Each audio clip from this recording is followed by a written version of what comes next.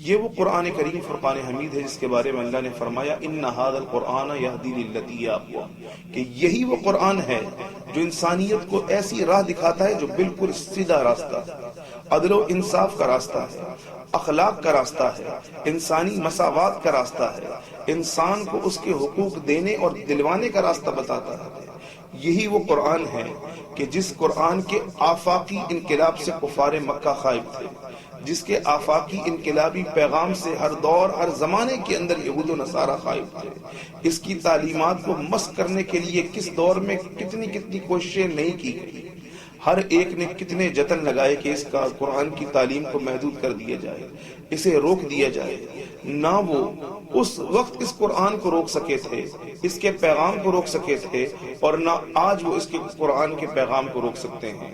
عزیزان گرامی، یہ وہ سامان ہدایت ہے کہ کفار مکہ بھی جانتے تھے کہ یہ بالکل سچ اور حق ہے،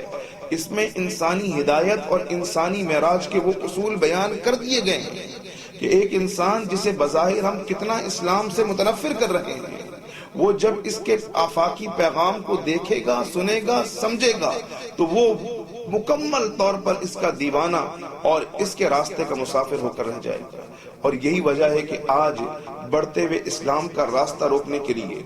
لوگ جہاں اسلام کے خلاف پروپیگنڈا کر رہے ہیں، وہیں ساتھ ساتھ وہ قرآنی تعلیمات کے خلاف، قرآن کے خلاف ایسا پروپیگنڈا کر رہے ہیں اور اخلاقیات کی سطح سے اتنے نیچے گر گئے ہیں کہ ایک طرف وہ مادی دنیا کے انسانوں کی لکھی ہوئی کتابیں پڑھنے کی بات کرتے ہیں، تعلیم اور شعور کو اجاگر کرنے کی بات کرتے ہیں، اور دوسری طرف سے ایسا انقلابی پیغام قرآن کریم فرقان حمید کہ 1400 سال سے ہر ایک انسان اس کے اوپر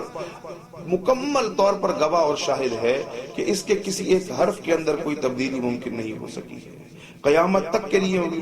یہ پیغام انقلاب اللہ تبارک و تعالی نے اتارا ہے۔